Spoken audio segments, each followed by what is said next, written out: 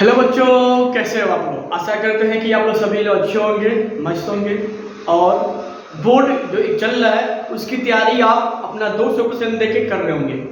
आज हम लोग क्लास 10th में लीनियर इक्वेशन इनटू वेरिएबल में कुछ इम्पोर्टेंट बोर्ड में आने वाले क्वेश्चन को लेंगे और सॉल्व करेंगे। तो इसी क्रम में हम लोग पहला क्वेश्चन लेते हैं तुम्हारे आर डी शर्मा से एक क्वेश्चन है। क्या भाई? तो क्वेश्चन आपका है 8u minus 3v equal to 5uv। ए कह दिया है 6u minus 5v equal to minus 2uv। कह रहा है कि मुझे इसको सॉल्व करना है। ठीक है, मुझे इसको सॉल्व करना है।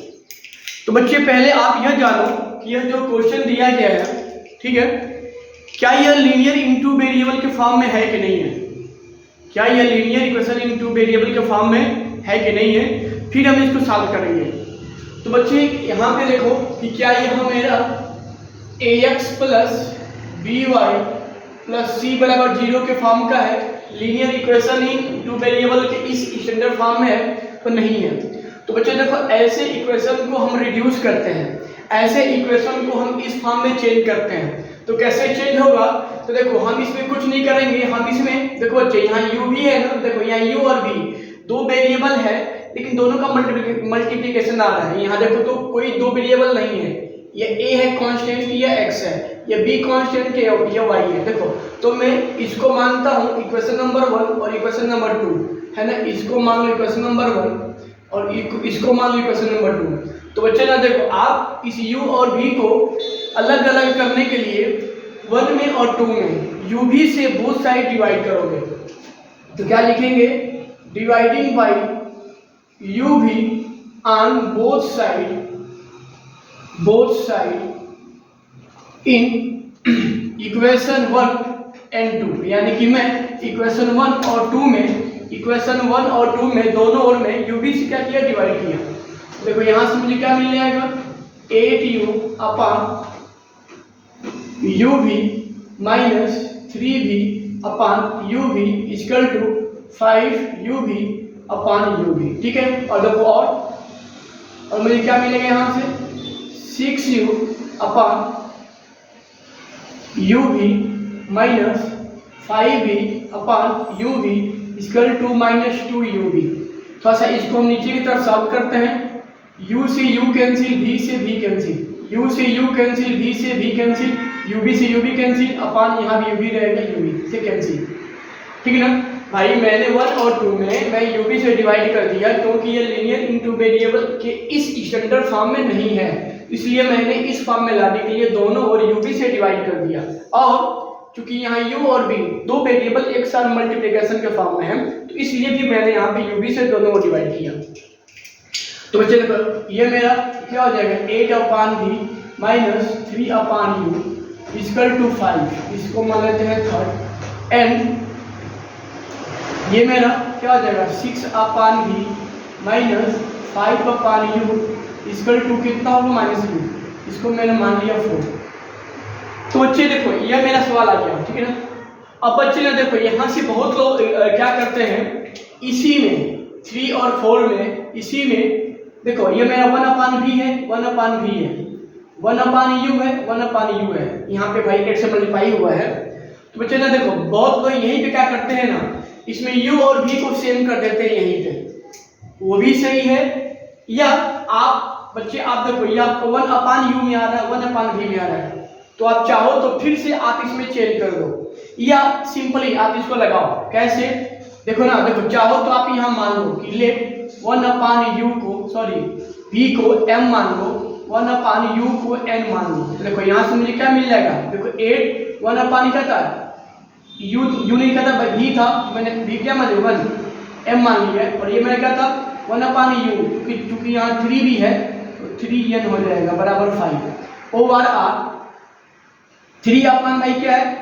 v है, 3 अपान v है देखो तो, और मैंने 1 अपान v क्या माना है? m, यानी 6m हो जाएगा माइनस 5n इक्वल टू -2। ठीक है बच्चे, देखो तो ये मुझे मिल गया 5 और ये मुझे मिल गया 6। देखो जी ना, तो बहुत लोग मतलब मैं जब भी इस ऐसे क्वेश्चन को सॉल्व करता हूँ तो थोड़ा सा लंबा होता है, लेकिन मैं यही बोलता हूँ कि बच्चे आप थोड़ा सा इसको जो 1 अपान में आ रहा है उसको कोई दूसरा वेरिएबल मान के आप इस फॉर्म में चेंज कर लो। तो भाई देखो इससे ना आपका क्या होगा, ऐसे ये सिंपली और आपका इजी हो गया, ठीक है। और आपका जब ये इजी हो गया तो अब क्वेश्चन यहाँ से बहुत ही आसान आ जाएंगे। कैसे भाई, आपको लीनियर इनटू वेरिएबल को सॉल्व करना आता है, एलिमिनेशन या सब्स्टिट्यूशन। तो भाई देखो ये मेरा m है, ये 8 है, ये 6 है, ये 3 है या 5 है। तो देखो आप इसमें किसी m या n को सेम कर दो, किसी एक वेरिएबल के कोएफिशिएंट को सेम कर दो। देखो ये मेरा 8 है, ये 6 है। आप अगर इसमें 5 और 6 में अगर m को सेम करोगे तो इसमें आपको 6 से मल्टीप्लाई करना पड़ेगा और इसमें 8 से। भाई देखो 8 6 जा 48, 6 1 जा 48 तभी होगा। या चाहो तो आप इसमें n को भी इक्वल कर सकते थे। तो देखो आप ना इसमें अगर n को इक्वल करते, क्योंकि यहाँ 3 है 5 है, तो आप इसमें 5 से करते, इसमें 3 से। तो आपकी मर्जी कुछ भी आप चूज कर सकते हो। देखो तो यहाँ से मुझे क्या मिल जाएगा, 8 × 6 48m, 3 × 6 18m, इसका कितना होगा 30। इसको मानते हैं 7। थोड़ा सा ये मैं बार 5 7 6 में इक्वेशन इसलिए कर रहा हूँ कि आसान है। आप चाहो तो बिना इक्वेशन लिए भी आप लिख सकते हो। 6 x 48m माइनस 5 8 40n बराबर -16 इक्वल टू 8। सब क्या होगा मेरा, तो मैंने इसको इक्वेशन नंबर 8 मान लिया। और बच्चे मेरे आप देखो तो जो ये 7 और 8 जो आ रहे इक्वेशन, तो उसमें कोएफिशिएंट ऑफ m इक्वल हो गए। और जब इक्वल हो गए तो अगर यहाँ दोनों सिंबल सेम है तो माइनस कर देते हैं। चलो मैंने माइनस कर दिया। जब ये माइनस होगा, क्योंकि ऑलरेडी माइनस था, मैं माइनस थी का तो प्लस हो जाएगा। ये माइनस था प्लस, ये कैंसिल आउट। देखो बच्चे 40 माइनस प्लस माइनस 40 में से 18 जाएगा, 40 में से 18 जाएगा तो 10 में से 8 जाएगा 2, यहाँ बच गया 3 में से 1 जाएगा 2, यानी -22। सॉरी माइनस नहीं, केवल 22, क्योंकि मेरा क्या ये मेरा पॉजिटिव है, तो चाहे पॉजिटिव यहाँ लगाओ चाहे मत लगाओ, यानी कि 22m बराबर 30 और प्लस 16 कितना होगा 46। यहाँ से जब आप इसको तोड़ोगे n बराबर कितना होगा 46/22 कटेगा साहब, देखते हैं। 2 दूना 4, 2 3 6 11, यानी कि 23/11। देखो यहाँ से n आ गया 23/11, ठीक है ना। अब देखो जब यह n आ गया तो आप इस n को क्या करो, 5 या 6 में 5 या 6 में किसी एक में रख के यहाँ से m निकालो।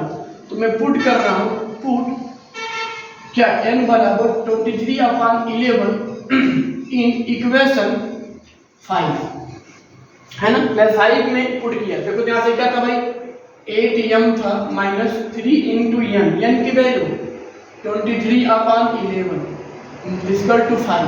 इसको लगाओ 8m बराबर 3 3 के 9, 3 3 6, यानी कि 69/11 equal to 5 over r। 8m निकालेंगे तो इसको भेज देंगे इधर, 5 + 69/11 सॉल्व करते हैं।